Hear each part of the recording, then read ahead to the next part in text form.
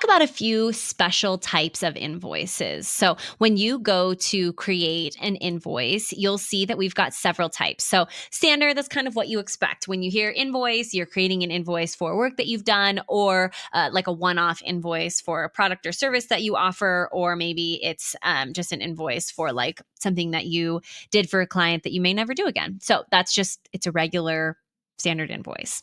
When you go to collect a deposit, it's a bit of a quicker process. So you'll add your deposit amount, send this deposit invoice based on the invoice template that you created.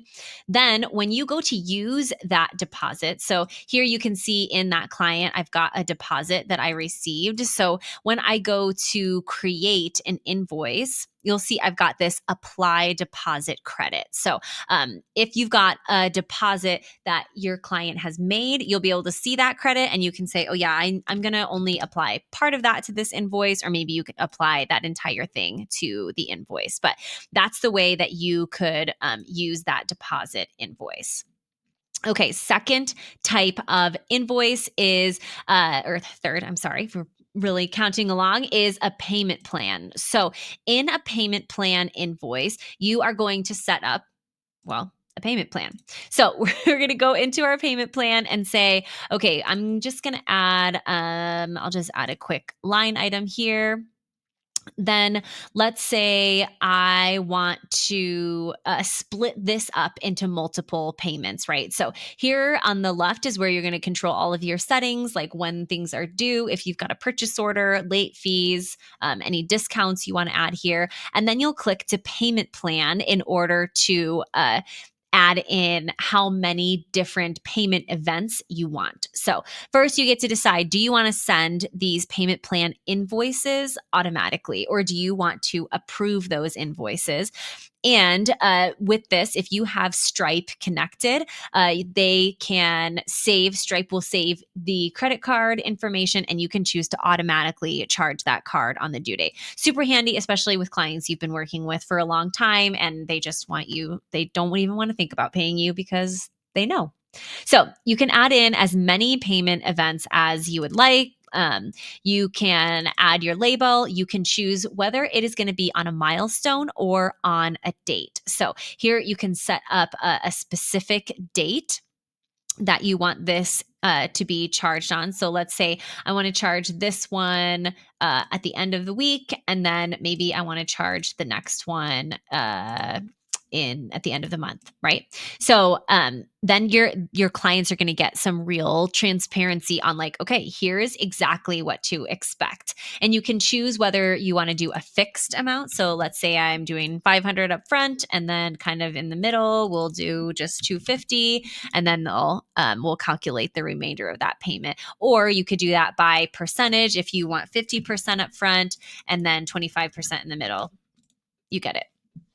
Okay, so I've got my payment plan set up. Let's save this and I'll show you how it actually works for your client. So let's see, we're going to activate our payment plan here. So now I've got my payment plan invoice. So because I have chosen dates on those, that is going to require payment on February 8th. And so I can say, oh, this is complete. So I'm going to mark that milestone as complete, and I've got my invoice actually done a little bit early. So because I have not opted to send my invoice automatically, I have that invoice right here in my notifications that it is ready for approval. So this is going to show my client, okay, here's the payment. I finished this milestone on the 5th. So here is when it is due. And then it's going to respect that I set up a 7-day net terms. And so it's showing that due date here. Here is exactly what the invoice will look like for my client. If I had waited and not marked that I wanted to be paid a little bit early, I wouldn't have gotten this invoice ready for approval until that date that I set. So if you do have a milestone payment, it works the same way. So in this case, the payment plan is based off of milestones. So when I complete the milestone, I'm going to go into to my invoice. So again, the way you get there, you can go to accounting, you can go to your client, and you're going to view invoices and then your payment plan invoices. You'll click on the invoice itself and say, oh, that milestone is complete. I'm going to mark that as done. And if you have it automatically sending, it will send automatically. Again, I don't have that set up.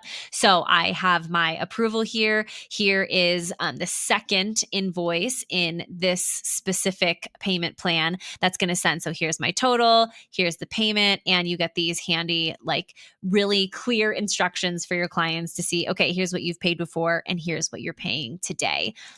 This also works with your agreements. So let's say you're working in an agreement and you want to work this payment plan into your agreements.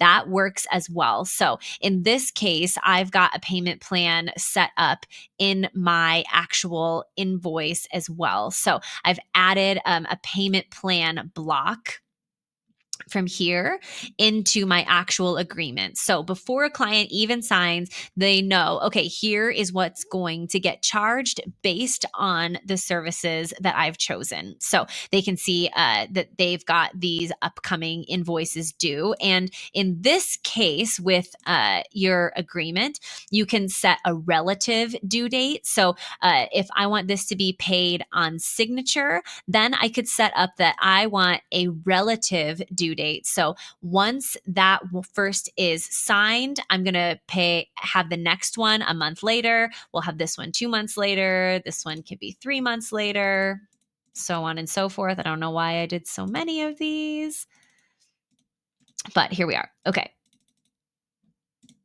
So you can see here now I've got each of these months set out, and it's going to be based on, so this one is based on the day that I am creating this, but this will be based on when they sign this agreement. So it will be smart like that. So that's how the invoice can also be created for a payment plan based out of your agreement. Okay, we got one more type. I know these lessons have all been very long. When we get to the last invoice, your recurring invoices. So they're managed in the same, they're managed in the same place. They'll be in your invoices, and then you'll have a tab for each of your recurring invoices. But let's say you just want to make sure you are sending a recurring invoice every single month for whatever it is that you're working on. You've got your settings, so you can set up the template and description and anything else that you want for each of the invoices to have. Then you set up your recurrence here. So depending on when you want to send it, daily, weekly, monthly, cheers to you if you're sending a daily invoice. I think that's amazing. I love that for you. You can set a start date and an end date. You can choose, let's say that your client pauses with you, but you know you're going to pick up work with them. You could just disable an recurring invoice instead of having to recreate it all again. In this case, this is send automatically. So if you want to just send these invoices without you having to think about it, which is kind of like the best part of having a recurring invoice, you can check this. You can choose the email template that you are going to send along with your invoice. You have your automatically charge on due date. If your client has saved their payment information, it will be here in the drop down. You can choose how your hours look if you're adding that. And then here, if you want to send this recurring invoice and you're tracking your projects and your billable hours, you can choose to include all of the billable hours on every invoice that gets sent every month and all of the billable projects. Now, let's say you have billable projects, but you're not going to put some of those on a recurring invoice. You can uncheck that box, and I can say, oh, I just want to put these 3 billable projects on my invoice. You'll get a quick preview of what that's going to look like. And then your invoice will get created as you have instructed. If you do have this unchecked, you will get your invoice here where it will say invoice ready for approval, and then you can take a look at it and send it. Again, the way to manage those invoices is when you're in accounting invoices, or if you're in your clients, and then you are in your invoices, you can see you've got tabs here. So this is all of the invoices that are sent.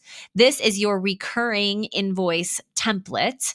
And these are your payment plan templates. So, the way to think about the difference here in your recurring and your payment plans is that these are basically telling the invoices to be created. They are not the invoice itself. So, both recurring and payment plans, that's just the plan itself. The actual invoice will live here in your invoice list. So, these recurring invoices, this is going to just tell Moxie to create an invoice on your behalf.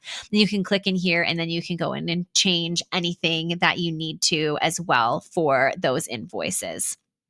I know that is a ton of information. Please come back and watch this anytime. Or if you have any questions, you can always click this question mark. Our team is here under contact us, and we are always happy to help.